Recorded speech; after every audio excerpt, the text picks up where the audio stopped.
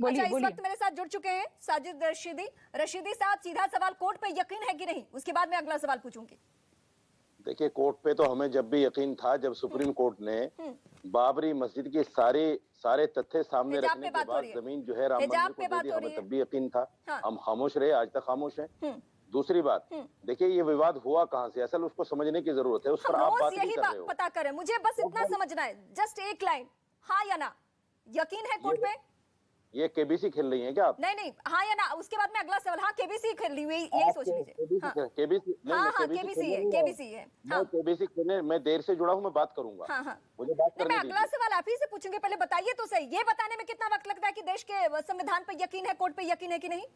मैंने बताया ना कि हमें जब भी यकीन था, जब बाबरी मस्जिद के खिलाफ फैसला है, यकीन नहीं था क्या हमें? यकीन था ना, यकीन मैंने है बोल ना? दिया था, मेरी बात यकीन तो है सुनो। तो फिर अलग अलग जगहों से आज क्यों ऐसी तस्वीरें निकलकर सामने आ रही है कि बच्चियां अभी भी जा रही हैं हिजाब में, बच्चे जाके स्कूल रूम में नमाज पढ़ रहे हैं, पीएफआई का आंदोलन हो रहा है, बच्चियां किसके कहने पे हिजाब पहन के जा रही हैं? देखिए, खुद बात की सुनिए, सुरक्षा से तो नहीं जाती होंगी, कोई ना कोई कहता होगा। ये सारा किया धरा जो है बीजेपी का है, सब किया धरा बीजेपी ने किया है। चूंकि यूपी में चुनाव हो, 5 राज्यों में चुनाव है, वो उसका फायदा लेना चाहते हैं। आज एक नया इसमें एंगल आ गया कि सरदारों की पगड़ी भी बैन होनी चाहिए।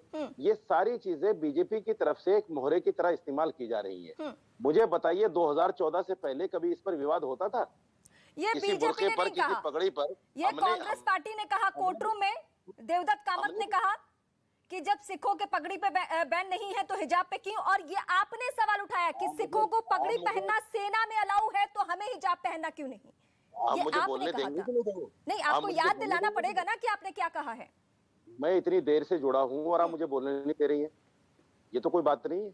मैं आप ही से सवाल गलत पूछ बात रही है हूं। बिल्कुल। आप नहीं, आप ही से अगर सवाल बोलने पूछ नहीं रही हूं। देना, अगर बोलने नहीं देना तो मैं उठ जाता हूँ।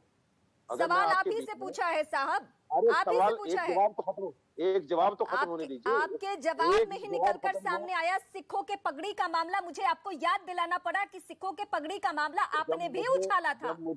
जब मैं चुप हो जाऊं तो आप एक और सवाल दाग दीजिए, लेकिन मुझे चुप तो होने दीजिए। मैं पूरा सवाल नहीं कर पा रहा हूं जवाब, आप एक सवाल दाग दीजिए। मैं ये कहना चाह रहा हूं, देखिए, आप चुनाव की तमाम स्पीचेस ले लीजिए योगी जी की।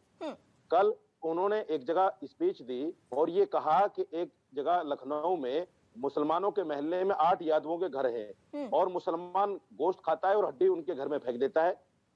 ये कौन सा बयान है भाई? ये कैसा बयान है भाई? ये क्या चाहते हैं आप? इस तरह का विवाद करने का इलेक्शन में क्या मतलब है? अगर आपने 5 साल सरकार चलाई है और भगवा कपड़े पहनकर चलाई है, हमने तो ऐतराज नहीं किया, हम तो कोर्ट नहीं गए उस पर। अब मैं फिर कोई और बयान कोट करूंगी तो आप नाराज हो जाएंगे कि बीच बीच में मैं टोकती हूँ। ओवैसी साहब ने मंच से क्या कहा था, याद है आपको? मुसलमानों एक हो जाओ। उनके भाई ने क्या कहा था? शहजाद जी, इस वक्त आप बोलना चाहते थे, जरा याद दिलाइए। ओवैसी मेरा लीडर नहीं, ओवैसी मेरा लीडर नहीं है, ओवैसी मेरा लीडर नहीं है। देखिए, ऐसा है कि क्या किसी ने ओवैसी को शेरवानी पहनने से रोका है क्या? क्या किसी ने साजिद रशीदी को टोपी पहनने से रोका है क्या? यहाँ पर शाहिदा फलक है, वो बुरखे में आई है, उनको किसी ने रोका है क्या?